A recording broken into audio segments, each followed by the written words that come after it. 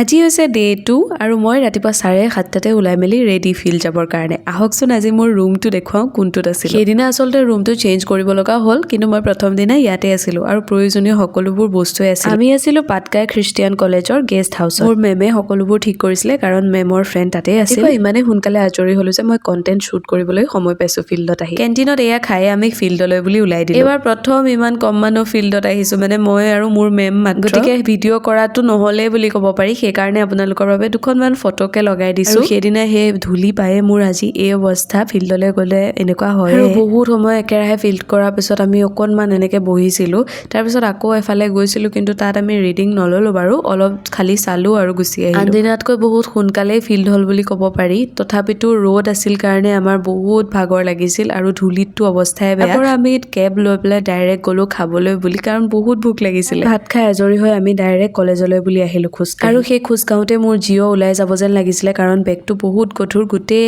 sample খিনি মোৰ বেগতে আছিল পায়ে খুলো গা বেয়া লাগিল এয়া ডাইৰেক্ট সন্ধিয়া কেণ্টিনত আহি চাহ একাপ খালো আৰু ফ্ৰাইড ৰাইচ ললো মোৰ বাবে নহলে আকৌ তাত সন্ধিয়া নললে ৰাতি নাপাওৱে নহয় খাবলৈ সেইদিনা মোৰ গুৰি দাঁত এটা আলু ফুলি বিষাই একদম অৱস্থা নাই পিছে আজিৰ ফিল্ড ইমানতে সামৰণি পৰিলে কাইলৈৰ দিনটোনো কেনেকৈ পাৰ হয় চাই থাকিব